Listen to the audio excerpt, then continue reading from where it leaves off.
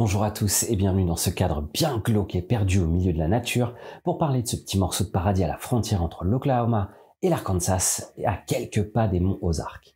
Il y a quelques jours, le cadavre du jeune Frank Peterson a été retrouvé mutilé et l'enquête est déjà en cours pour retrouver son meurtrier. Passons quelques minutes ensemble pour parler de cette adaptation d'une œuvre de Stephen King avec mon avis sur les 2 premiers épisodes. C'est parti, générique.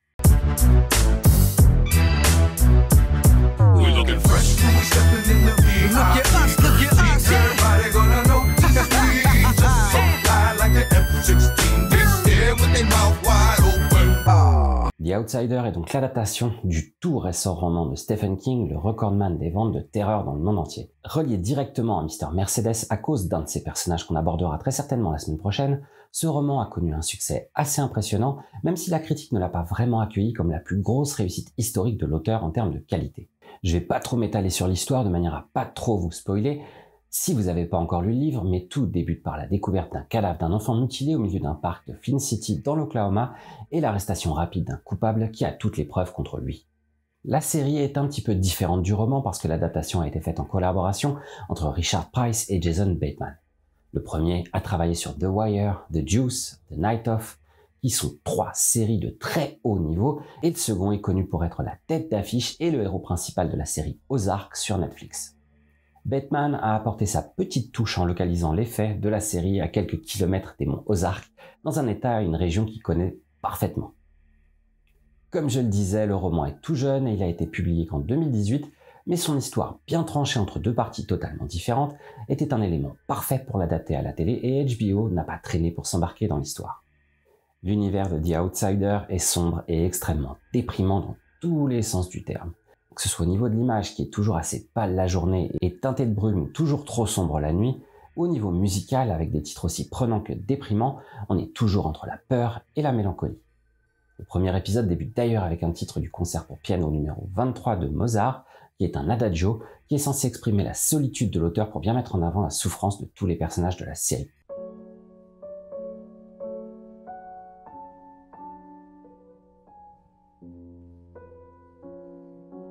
Il n'y a pas de mise en route tranquille dans The Outsider, on entre directement dans le vif du sujet, comme dans le roman d'ailleurs, avec une découverte morbide, glauque et écœurante du cadavre massacré d'un jeune enfant récemment disparu. Le flic qui prend les commandes de l'enquête est lui-même en deuil parce qu'il a perdu il y a quelques années son jeune fils d'une longue maladie et son couple essaye encore de recoller les morceaux après un long passage à vide. Le seul foyer qui n'a pas vraiment de problème et qui a l'air de vivre une vie heureuse va rapidement être au centre de la tempête parce que Terry Maitland va être interpellé devant toute la ville en plein match de baseball pour ce meurtre horrible. Au départ de l'aventure, toutes les preuves semblent s'accumuler contre ce pauvre entraîneur star de la ville. Il a beau hurler son innocence, impossible d'imaginer que les empreintes digitales, les traces de sang dans son van ou les nombreux témoignages ou identifications puissent avoir tort. C'est en tout cas la position du procureur général de la ville de Georgia, de l'inspecteur Ralph Anderson ou même rapidement de toute la ville. On connaît tous le talent de Jason Bateman qui est presque capable de titiller la cheville de Bryan Cranston dans son rôle à la Walter White dans Ozark sur Netflix, dont la saison 3 est d'ailleurs attendue pour le mois de mars prochain. Terry Maitland est à la fois capable de se révolter contre le système judiciaire, mais toujours respectueux de la procédure et de ce système. Il est arrêté devant tous les parents des enfants qu'il entraîne, devant sa femme, devant ses 2 jeunes filles. Il est traîné devant le tribunal presque comme dans une marche de la honte. Mais malgré tout, il reste fier et perd jamais le contrôle, même quand il flippe comme jamais face à tout un tas de prisonniers qui n'ont qu'une chose en tête, se faire un tueur d'enfants. Sa femme, qui est interprétée par Julianne Nicholson, est tout bonnement hallucinante de force et de charisme. Elle vit un véritable drame et doit continuer à gérer le quotidien de la famille avec ses 2 filles sans broncher d'un poil. Voir son mari se faire interpeller devant leur gosse, rentrer à la maison et voir son foyer se faire retourner par une meute de policiers en rage à la recherche du moindre indice capable de planter le coupable désigné, malgré tout ça, elle tient sa route et réussit à protéger du mieux que possible ses 2 filles dont une semble visiblement traumatisée en voir les nuits compliquées qu'elle passe dans son lit face à un mystérieux inconnu imaginaire. De l'autre côté, Ben Mendelsohn, qu'on a récemment pu voir dans Captain Marvel sous le masque de Talos, joue un inspecteur torturé et traumatisé par la mort de son fils et qui n'a qu'une chose en tête, coffrer le coupable de ce meurtre inhumain. Ralph Anderson a l'air d'être un bon flic, bien amoché par les 20 ans qu'il a passé dans les forces de police, il est quand même honnête et recherche la vérité avant toute chose. On verra rapidement que ces preuves qui semblaient si indiscutables au départ vont devenir de plus en plus fragiles et l'inspecteur Anderson va donc complètement repenser sa façon de voir l'enquête et remettre en cause ses certitudes. Ce sera peut-être un peu trop tard, mais en tout cas, l'homme n'est pas complètement perdu, c'est déjà pas mal. On est peut-être dans un roman de Stephen King, mais l'histoire débute plutôt comme un polar bien sombre et bien glauque.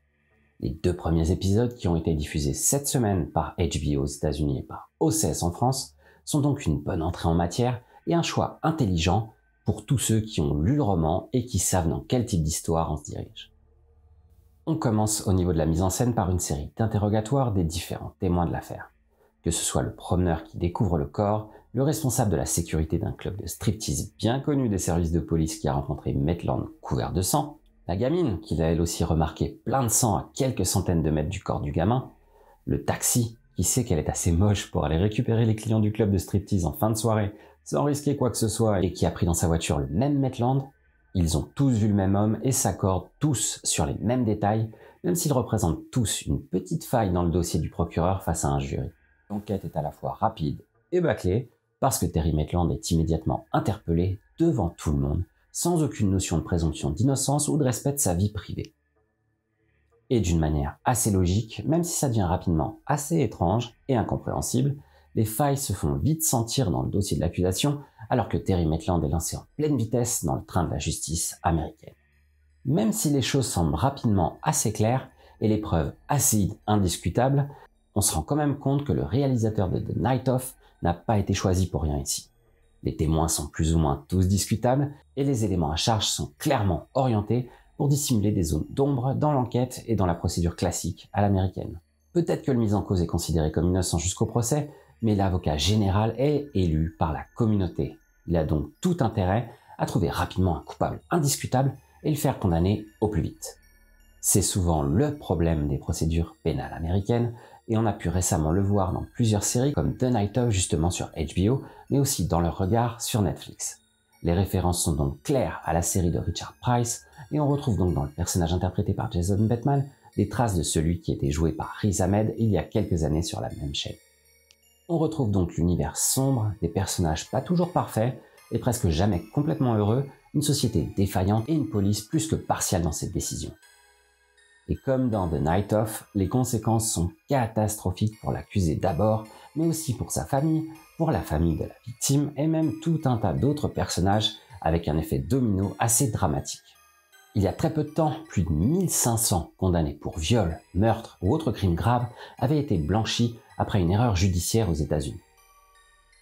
On estime encore aujourd'hui que presque 200 prisonniers parmi les 2600 condamnés à mort seraient innocents et attendraient juste la réouverture de leur procès suite à une erreur de justice. Les 2 premiers épisodes de The Outsider diffusés sur OCS sont donc la mise en évidence d'un problème assez récurrent et problématique de la procédure pénale américaine. La série n'utilise pourtant pas la carte du racisme ou des dérives policières, parce que même si l'avocat général est un peu expéditif, les flics qui participent à l'enquête semblent tous honnêtes et aussi justes que possible dans leur investigation. Mais on se trouve quand même dans un roman de Stephen King, et rassurez-vous, vous allez rapidement découvrir des personnages hors normes et des rebondissements qui vont vous coller des frissons. Bon, la série de Richard Price et Jason Bateman a l'air de maîtriser son sujet et d'exposer tout un tas de problèmes essentiels et mettre en avant des personnages attachants, même si souvent tordus, mais elle a quand même ses faiblesses. The Outsider n'est généralement pas considéré comme le meilleur roman de Stephen King. Dans le top global d'ailleurs, selon les fans et les critiques, il se placerait logiquement dans le ventre mou. Il y a différentes raisons pour ça, et elles se retrouvent toutes malheureusement dans cette adaptation sur HBO, malgré toutes les qualités qui ont été ajoutées par la chaîne, qui est une fabrique de pépites d'or télévisuelles. La critique de la justice américaine est bien lancée, mais pas assez développée. Le grand méchant, mais si, on sait tous que c'est le mec chelou en sweat à capuche, ce grand méchant n'est pas assez flippant. Pour le reste, le plus gros problème de la série se situe dans le rythme de la narration et des événements. Il se passe pas grand chose, et même si les 2 premiers épisodes sont bien foutus, ils représentent à eux deux presque la moitié du roman, et il en reste 8 autres derrière. Donc c'est triste à dire, mais dites-vous que vous avez vu en 2 heures près de 50% des événements et des détails imaginés par Stephen King. Donc oui, tous les personnages ont leurs failles et de gros problèmes, mais s'attarder sur chacun de ces personnages torturés prend du temps et empiète donc sur le reste de l'histoire et du scénario. Je pense qu'on peut parler d'un syndrome HBO parce que quelques séries souffrent du même problème, que ce soit Westworld, Set Outsider, Sharp Object ou même True Detective à certains moments. On se prend dans les temps morts qui nous décrochent de l'aventure. Alors, qu'est-ce qu'on peut attendre de la suite de cette série si on n'a pas encore lu le roman? Ne vous inquiétez pas, je ne vais pas vous infliger de spoilers, mais juste vous mettre en appétit pour les tout prochains épisodes qui vous attendent. J'ai pas lu le livre en entier et j'ai pas encore dépassé les événements des 2 premiers épisodes, donc je peux pas faire des miracles. D'abord, l'enquête va continuer son cours et les retournements de situation du 2e épisode vont pousser l'inspecteur Anderson à se tourner vers de nouvelles méthodes ou de nouvelles têtes en particulier. À en croire les bandes annonces, on devrait découvrir dès le 3e épisode Holly Gibney, cette enquêtrice étrange qu'on avait découvert dans le trailer principal et qui a visiblement l'air capable de compétences hors du commun. Vous la connaissez d'ailleurs peut-être si vous avez regardé ou lu Mr. Mercedes, parce qu'elle y apparaît aux côtés de l'inspecteur Bill Hodges, mais je ne vais pas dévoiler plus de détails. Je pense qu'après une partie purement judiciaire, on va très bientôt entrer dans le gros de l'univers de Stephen King avec de la terreur, de la mythologie et d'autres références religieuses ou culturelles bien flippantes. On a tous remarqué d'ailleurs ce mec étrange en sweat à capuche qui est toujours proche de tous les drames de la ville, et même s'il fait que quelques apparitions, c'est évident qu'il va jouer un rôle important à l'avenir. On se retrouvera de toute façon chaque semaine pour une petite analyse des 2 épisodes, parce que je me suis pris à l'aventure et j'ai bien accroché au personnage de Ralph Anderson ou de Glory Maitland.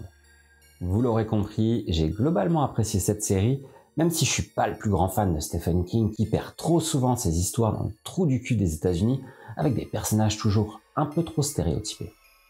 D'ailleurs, si vous recherchez un vrai spécialiste de la terreur, je vous invite plutôt à vous diriger vers Graham Masterton, qui a la qualité de savoir décrire les sensations de douleur à la perfection.